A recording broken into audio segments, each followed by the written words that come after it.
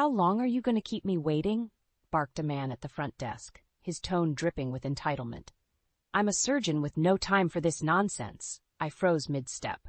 That voice. Sharp, impatient, unmistakable. I glanced over to see a tall man in a crisp white coat leaning over the reception desk, his eyes glaring at the young receptionist, Rebecca. I'm sorry, sir, we're running a bit behind, she stammered, looking flustered and out of her depth.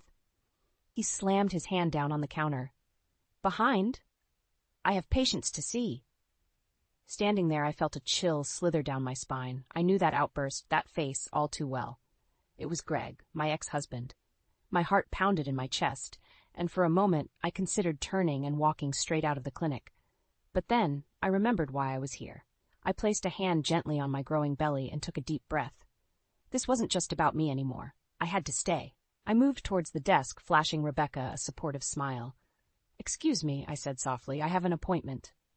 Greg spun around, his eyes landing on me. The recognition flared, then a smirk stretched across his face. Emily? He said, drawing out the name. His eyes swept over me, from my face down to my bump. Rebecca took my details in hurriedly, and I could feel Greg's eyes burning into the side of my head. Memories of his rage, those nights of feeling trapped and terrified, crashed through my mind, but I stood my ground. I see you've moved on, he said, voice dripping with sarcasm. Pregnant, huh? And at your age? He laughed, a cruel sound that echoed in the quiet clinic. I squared my shoulders, refusing to let him see me falter. I'm doing great, I replied, keeping my voice steady, and I'm happy. Well, he said, folding his arms, good for you, but don't think for a second that this, he gestured to my bump, means you've escaped me easily. Just then, the clinic door opened, and in walked Ethan, my husband. He spotted me instantly and made his way over, his face breaking into a warm smile. Hey, there you are, he greeted, then his smile faded as he noticed Greg beside me. Greg, I said, my voice trembling slightly, this is Ethan. Greg's smirk widened as he slowly looked Ethan up and down. Nice to meet the latest Mr. Emily. Ethan stepped closer, his arm naturally coming around my waist. Is everything okay here? He asked, his voice calm but firm, directing his gaze towards Greg.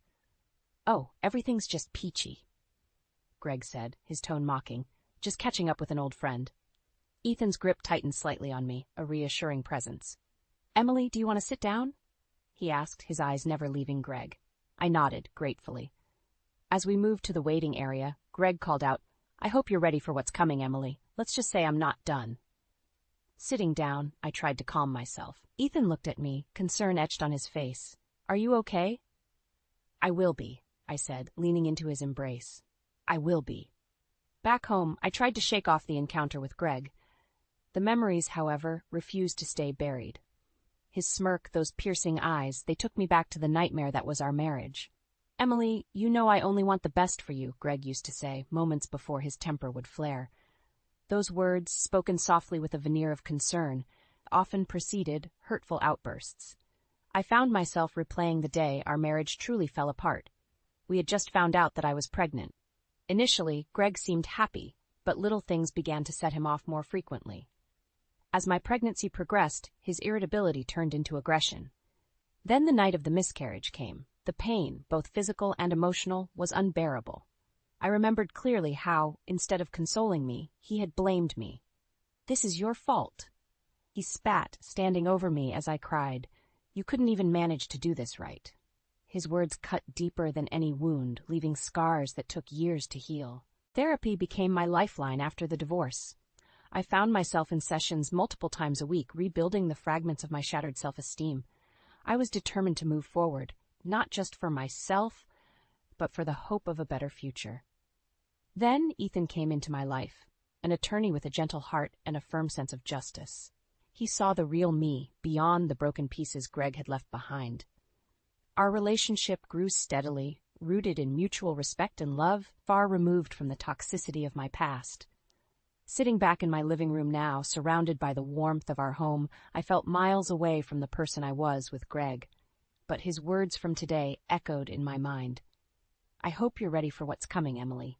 Ethan came in from the kitchen carrying a cup of tea. Thought this might help, he said, offering it to me with a smile. Thanks, I murmured, taking it gratefully. Today brought back a lot. Ethan sat down beside me, his concern clear. I can't imagine how hard that was for you, seeing him again. But you need to know, we'll get through this. Together.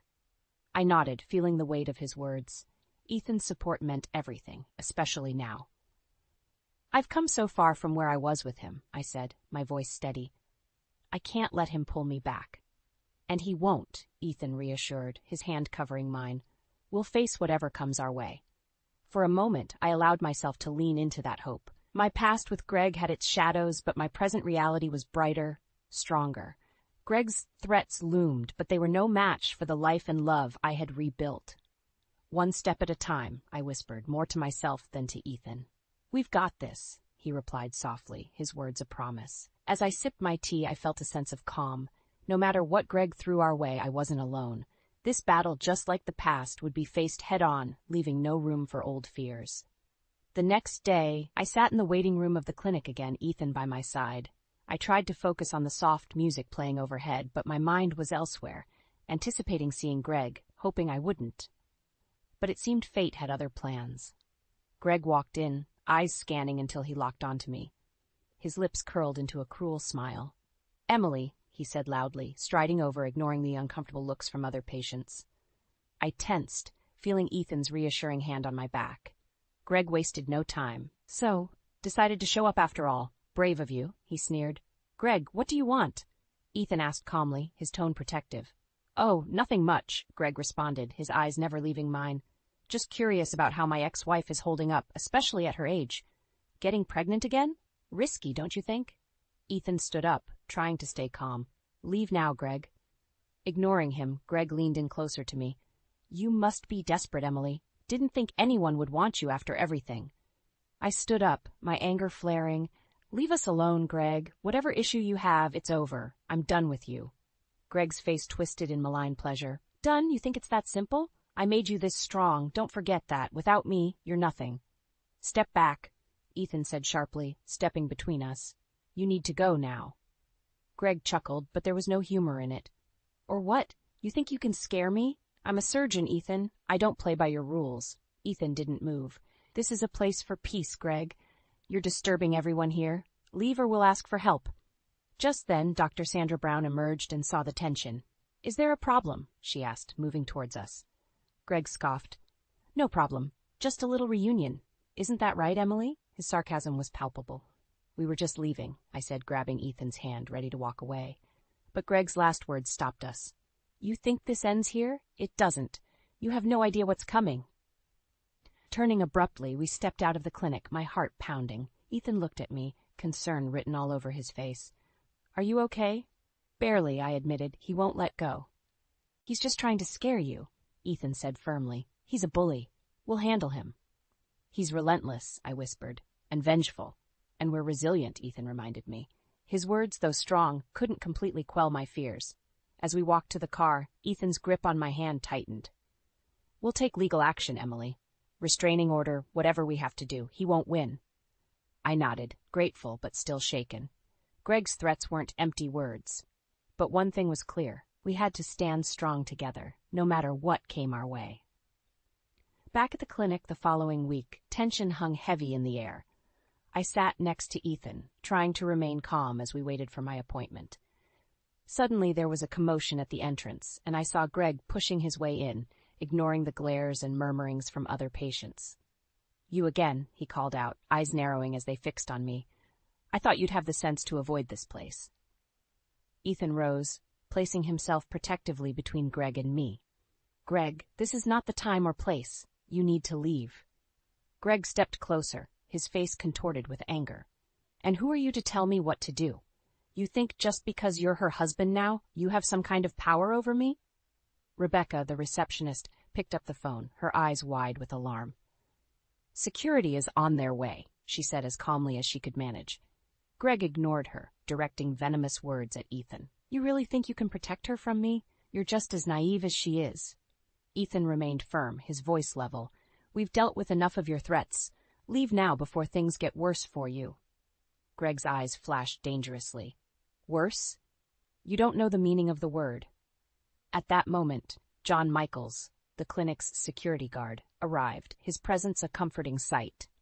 Is there a problem here? He asked, looking between Ethan and Greg. This man is causing trouble, Ethan said, pointing at Greg. He needs to leave. Greg scoffed. I'm not going anywhere, not until I say what I need to. John stepped forward, his stance authoritative. Sir, I'm going to have to ask you to leave. Now. Greg's face twisted with rage. You think you can just make me leave? I have rights. You're disturbing other patients and staff, John stated firmly. Leave now, or I'll escort you out myself. For a moment it looked like Greg might resist, a fury bubbling just beneath the surface. Then, with a final vicious glare at me and Ethan, he spat, This isn't over, Emily. I'll ruin you both. Mark my words. As John escorted Greg out, a tense silence filled the waiting room. I could feel the eyes of other patients on us, but I focused on Ethan's calming presence. Dr. Sandra Brown appeared, her expression concerned. Are you all right, Emily? I nodded shakily. Just shaken up. Ethan turned to Dr. Brown. We're considering getting a restraining order against him. This harassment has to stop. Dr. Brown placed a hand on my shoulder. We'll support you however we can. As I sat down for my appointment, I couldn't shake off Greg's final threat. But seeing Ethan's supportive gaze and feeling the solidarity from the clinic staff, I knew we had a fighting chance. John came back in, giving us a reassuring nod. He's gone for now, but we'll keep an eye out. I took Ethan's hand, squeezing it tightly. We'll face this together, I said softly. Always, he replied, his voice filled with determination. The battle wasn't over, but we were no longer alone in it, and that made all the difference. That night, I sat on the couch while Ethan paced the living room.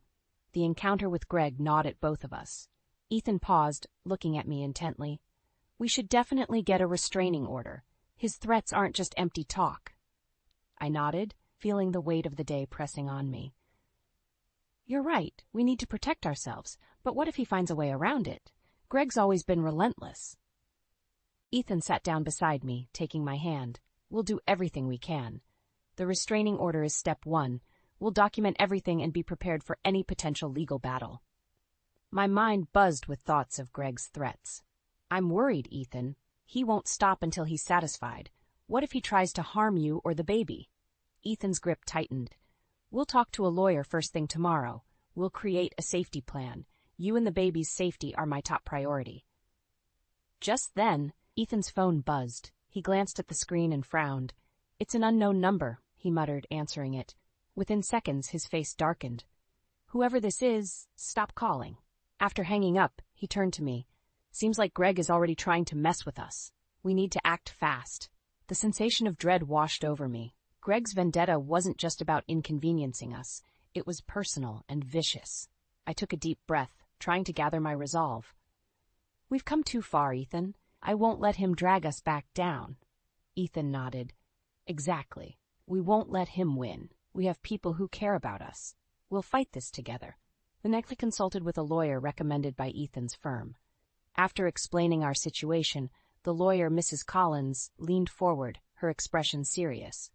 Greg's behavior constitutes harassment. We'll file for a restraining order immediately, but we'll also explore additional protective measures. That's a relief, I said, feeling a small weight lift. Thank you. This isn't your burden alone, Ethan reassured, squeezing my hand. Mrs. Collins continued. Document every contact, every incident. The more evidence we have, the stronger our case. Leaving the lawyer's office, I felt a mix of anxiety and determination. Ethan wrapped his arm around me. We've started the process. Now we stay vigilant. As we walked to the car, my phone buzzed with a message. I unlocked it to find a text from an unknown number. This isn't over, Emily. You'll regret crossing me. I showed Ethan, my hands trembling slightly. He's not stopping.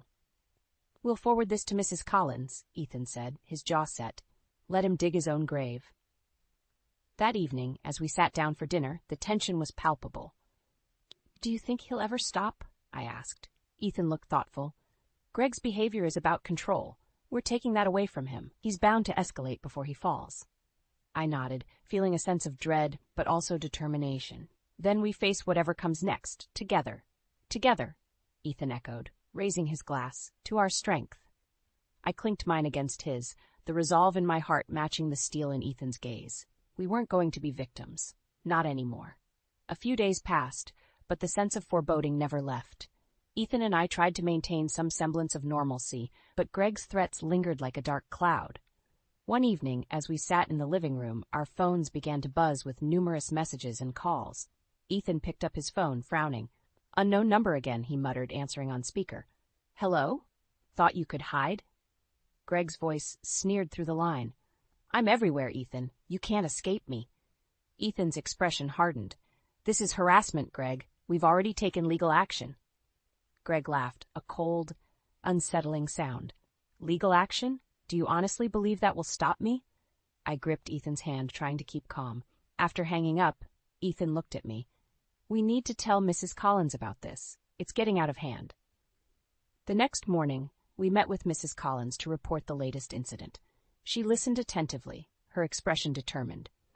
"This is building a strong case for the restraining order. Keep documenting everything." We left her office, feeling a mix of relief and anxiety. At home, I tried to distract myself by preparing the nursery. Ethan joined me, painting the walls a soft yellow. "In a few months, our little one will be here," Ethan said, his voice full of hope. "We'll be ready for anything." But as the days went by, Greg's harassment escalated. We found anonymous notes on our doorstep, received threatening emails, and even had unsettling encounters with strangers who seemed to know too much about our lives. Greg clearly had extended his reach, and it was affecting my mental health. Nights were filled with restless sleep, and my stress began to take a toll on the pregnancy. One particularly difficult night, Ethan sat beside me as I wrestled with a bout of anxiety. "Emily, we'll get through this. Remember, we're not alone. We have support." His words were comforting, but the constant fear weighed heavily. The next morning, I found myself barely functioning. Ethan, seeing the toll it was taking on me, took decisive action. "We're going to see Dr. Brown. She needs to know what's going on and how it's affecting you." At the clinic, Dr. Brown listened as we relayed the ongoing harassment. She looked grave. "Stress can have serious effects on the pregnancy. Let's explore some options to help you manage it." She suggested a combination of therapy and support groups. "You're facing intense psychological pressure. Don't underestimate the value of a strong support system." Leaving the clinic, I felt slightly better. Ethan was resolute. "This isn't just about legal action anymore. We need to focus on your health and the baby's well-being." His words resonated deeply. We enrolled in a counseling program and joined a support group for stalking victims. Sharing my story with others who had faced similar fears brought a sense of solidarity and strength. As days turned into weeks, the threat of Greg loomed, but we refused to let him dominate our lives. Every laugh, every shared moment of peace was a victory. And through it all, Ethan's unwavering support made each step forward possible. Greg's attempts to destabilize us continued, but with every threat, our determination grew. We were not just fighting against his malice, we were fighting for our future, our family. And that fight was far from over. Ethan and I arrived at the fundraiser, the venue buzzing with chatter and laughter. It was supposed to be a night of networking and support for a charitable cause close to my heart, but as we mingled through the crowd, my eyes constantly scanned for any sign of Greg. Ethan squeezed my hand. "Try to relax, Emily. We're surrounded by friends and colleagues. Greg knows better than to cause a scene here." But as if on cue, Greg appeared, swaggering through the entrance as though he owned the place. My stomach knotted. He spotted us almost immediately and made a beeline towards us, a malicious grin plastered on his face. Well, look who decided to show up," Greg said, his voice dripping with sarcasm. Ethan stepped forward, placing himself between Greg and me. "This is neither the time nor the place. Leave, Greg." Greg laughed loudly, drawing the attention of everyone around us. "You think you're in control here? That's adorable." Before Ethan could respond, Greg raised his voice, addressing the crowd.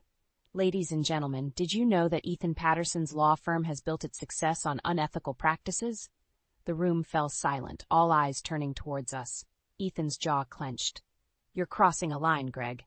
Greg's smirk widened. "Oh, come on, Ethan. Don't act so surprised. Everyone has skeletons in their closet." The tension was palpable. I saw Ethan's friends and colleagues exchanging worried glances.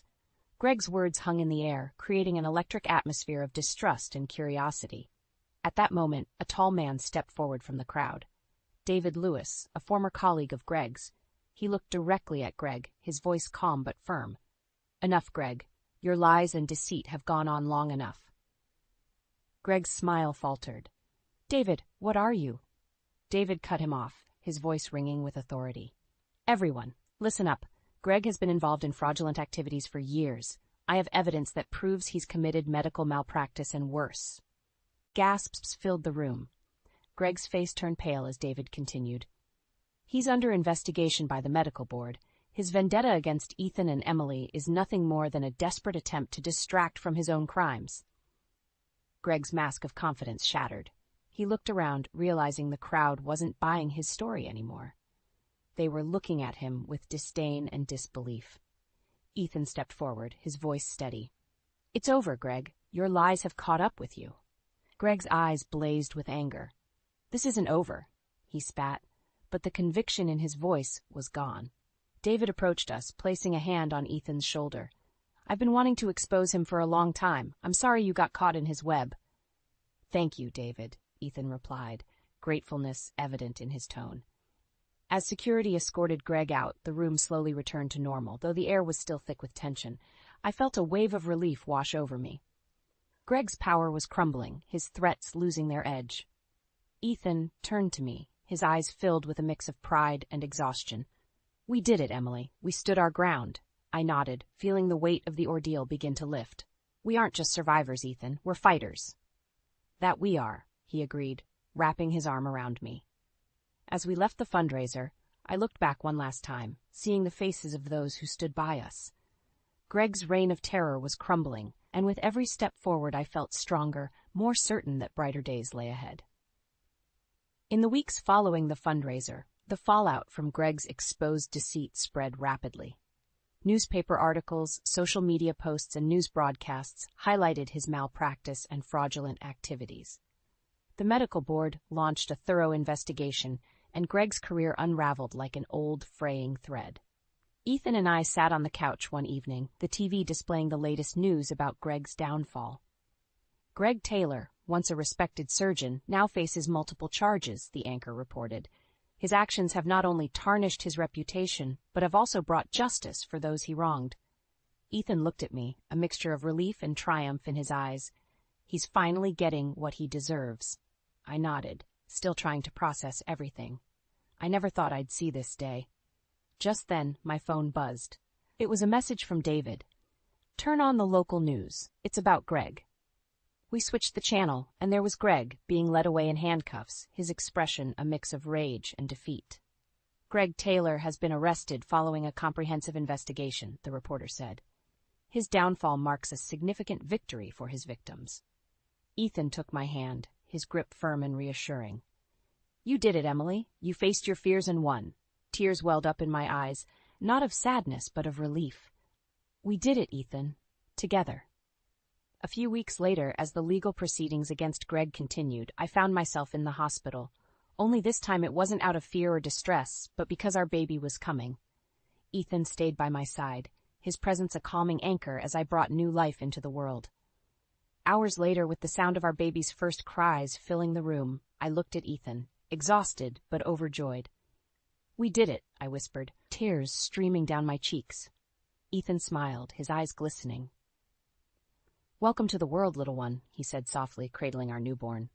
As we settled into our new life with our baby, the shadow of Greg's influence faded. Emily and Ethan Patterson, no longer defined by the past but empowered by the future. Greg's threats had once loomed over us like a storm cloud, but now his downfall was the poetry of justice. The final news report we watched detailed Greg's sentencing. Greg Taylor has been convicted of multiple charges, including medical malpractice and fraud. He will serve a lengthy prison sentence. Ethan turned to me, his expression serious but soft. "This is it. It's finally over." I nodded. Closure at last. The journey had been grueling, but standing by my side every step of the way had made all the difference. One evening, as the sun set, casting a golden hue over our peaceful home, I stood by the window, holding our baby close. Ethan wrapped his arms around us, kissing the top of my head. We made it through, stronger than ever. "Yes," I replied, my heart full. "We're free." Greg's collapse had brought poetic justice, but it was our resilience, our unyielding spirit that had truly set us free. Our past was a chapter closed, our future a story yet to be written. And with Ethan and our baby, I knew it would be a beautiful one. The day was overcast, the kind of gloomy weather that seemed fitting for a funeral. As I stood there, surrounded by mourners, I couldn't help but reflect on the life of Charles, my father-in-law. He had been a kind man, a pillar in the community, and his absence left a void that was palpable in the air. I glanced over at Michael, my husband, standing rigid as the chief mourner. His face, usually unreadable, today seemed like an emotionless mask. I wondered, not for the first time, what thoughts were hiding behind that facade. The funeral procession was a grand affair, much like Charles himself. He was a man who had touched many lives, and it showed in the number of people who had come to pay their respects. As I listened to the eulogies, a mix of sorrow and admiration filled the air. Charles had been not just a family man, but a mentor, a friend to many. After the ceremony, as the crowd began to disperse, Michael leaned in and said, almost too casually, "I hope to be sent off like this too, surrounded by family and many acquaintances. Laura, I'll pick out some BGM, so count on you to handle it." His words struck me as odd, given the solemnity of the moment. It was typical of Michael to think about himself even in the face of his father's death. I felt a surge of anger, but managed to keep my voice steady. "Who are you to say that? Ask your real family for that. After all, we're just a family for show, right?" "I don't owe you that much," I retorted, my voice laced with bitterness. Michael's face, usually so composed, faltered for a moment. "What are you talking about, Laura?" "Oh, nothing," I replied, a cold smile playing on my lips. "Just a bit of a reality check. I know all about your secrets, Michael." His eyes widened slightly, and I could see a hint of panic flickering in them. It was a rare moment of vulnerability, one that I savored. "Everything Dad left behind will be inherited by me, his son," Michael said, his voice betraying a hint of desperation. I couldn't help but laugh, a short, humorless sound. "Is that what you think?" "You're about to face a much greater hell, Michael." The truth about Michael's secret life was about to unravel, and with it, the facade of our marriage. I knew that the coming days would be tumultuous, but I was ready to see Michael get what he deserved. As we left the cemetery, I took one last look at Charles's grave. He had been the only person in Michael's family who had shown me genuine kindness. And for his sake, if nothing else, I was determined to see this through to the end. The past few years with Michael flashed before my eyes as I sat in our quiet, almost desolate living room. I remembered the hesitant joy I felt when we decided to marry. I was 25 then, young and perhaps a bit naive. Moving in with his parents, Charles and Evelyn, seemed like a daunting step, but their warmth made it easier. I had quit my job at 28, hoping to start a family and support Charles, whose health was declining. Life had a semblance of normalcy then, with the occasional laughter and the routine challenges of a young wife. But the signs were there, subtle at first, like the ripples before a storm. Michael's late nights at work, the weekend trips he claimed were for business, and the ever-growing distance between us. One night, as Michael slept, his phone buzzed incessantly. Driven by a suspicion I couldn't shake off, I checked it. The texts were from a woman named Sophia, filled with intimate words and plans for their next rendezvous. My heart pounded in my chest, a mix of anger, betrayal, and sorrow flooding through me. The next morning, over breakfast, I decided to confront him. "Michael, who's Sophia?" I asked, my voice deceptively calm. He choked on his coffee, coughing. "What? Who's Sophia?" "Don't play dumb. I saw the messages. Who is she?" I pressed, my voice rising. Michael's face hardened. "It's nothing. Just work stuff. You're being paranoid." I slammed my hand on the table, causing our son Alex to look up from his cereal. "Don't lie to me, Michael. I read the messages. They were anything but work stuff." He glared at me, his eyes cold. "You had no right to go through my phone. That's a violation of my privacy." "Privacy? Is that what you call cheating on your wife?" I spat back, feeling a bitter taste in my mouth. Michael stood up abruptly, his chair scraping against the floor. "I don't have to explain myself to you. You're just a housewife. What would you know?" I felt a sting at his words, but I held my ground. "A housewife who's been keeping your home, raising your son while you gallivant around with some mistress. I deserve better than this, Michael." He snorted. "You deserve better? You're lucky to have me. Without me, you're nothing." His words cut deep, but they also ignited a fire within me. I knew then that our marriage was beyond salvaging. It was time for Michael to face the consequences of his actions. The tension in the house was palpable after the breakfast confrontation. Michael had left in a huff, and I was left to ponder my next move. It was clear that our marriage was a sham, a facade that I could no longer maintain. The evidence of Michael's affair was not just a betrayal, it was the catalyst for a much-needed change. I decided to take action, starting with a call to Evelyn, who had always been more of a mother to me than a mother-in-law. "Evelyn, we need to talk. It's about Michael," I began, my voice steady despite the turmoil inside. "What's wrong, dear?" Evelyn's voice was laced with concern. "It's Michael. He's having an affair," I said bluntly, the words tasting bitter. There was a pause on the other end, a heavy silence that spoke volumes. I had my suspicions, but I didn't want to believe it. Evelyn finally replied, her voice tinged with sadness. "We agreed to meet in person to discuss everything. I knew this was just the beginning of a long and difficult journey." Later that day, Michael returned home, his demeanor one of forced nonchalance.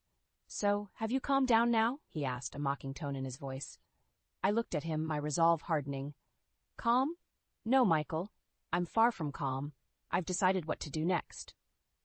"And what's that?" he asked, a smirk playing on his lips. "I want a divorce, Michael. I can't be part of this lie anymore," I stated, my voice unwavering. Michael's smirk disappeared, replaced by a look of disbelief. "Divorce? You think you can just decide that on your own?" "It's not just my decision. Your actions made it inevitable," I countered. He laughed, a cold, harsh sound.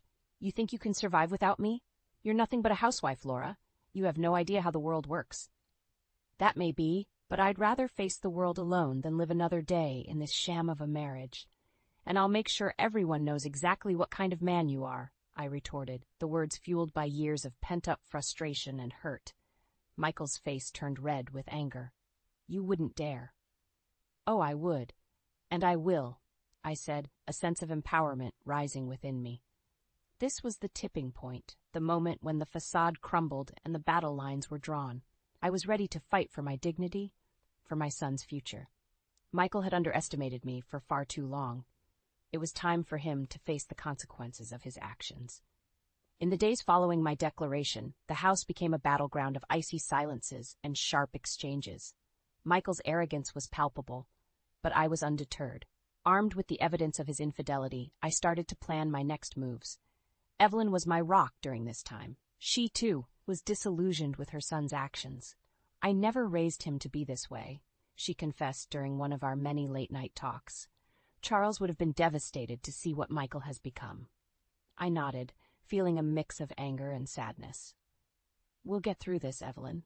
We'll make sure he doesn't get away with it." My first step was to meet with the lawyer Charles had introduced me to years ago. He was an old family friend and was appalled by Michael's behavior. "We'll make sure he pays for this," he assured me, his eyes steely. We started by cutting Michael off from Charles's inheritance. The will was clear, and with Charles's recent amendments, Michael's entitlement was reduced to a pittance. This hit him hard. He had always assumed he would inherit a significant sum, and the reality of his situation was a bitter pill to swallow. The news of his affair and his subsequent disinheritance spread like wildfire. I made sure of it. His reputation, both within our social circles and at his workplace, began to crumble. The smug, confident man I had married was now a shadow of his former self, his arrogance replaced by a desperate, almost pitiable, need to salvage his image. But I didn't stop there. "You won't get a penny in alimony," I told him during one of our confrontations, "and I'll make sure everyone knows exactly what kind of man you are." Michael's response was a mix of anger and disbelief. "You can't do this to me. I'm your husband." "You were my husband," I corrected him coldly. "Now, you're just a man who betrayed his family." Evelyn supported me every step of the way. We became a united front against Michael, a team determined to see justice served. And as the legal proceedings began, it became clear that Michael was fighting a losing battle. His attempts to turn the tide were feeble and easily countered. The evidence against him was overwhelming, and his pleas fell on deaf ears. He was a man undone, his actions catching up to him in the most spectacular of ways. As I watched him flounder, a part of me felt vindicated. This was the karma he deserved. But there was no joy in it, only a deep sense of sorrow for what could have been and a determination to build a better future for Alex and myself. The finality of the divorce proceedings brought a sense of closure, yet the aftermath was anything but simple. Michael, stripped of his inheritance and his dignity, was a mere shadow of the man he once was. His downfall was not just legal and financial, it was a total collapse of the facade he had built around himself. Evelyn and I watched as Michael's world unraveled. He had lost his job, a consequence of the scandal and his tarnished reputation. His once lavish lifestyle was now a distant memory, replaced by mounting debts and a stark reality that he had never prepared for. One evening, as I sat with Evelyn in the living room, a sense of peace settled over me. "We did it, Evelyn. We showed him he couldn't just walk over us," I said, a small smile on my lips. Evelyn nodded, her eyes reflecting a mix of sadness and strength. "Yes, we did. Charles would have been proud of you, Laura. You stood up for yourself and Alex." Speaking of Michael, she continued, "I never imagined my own son would end up like this.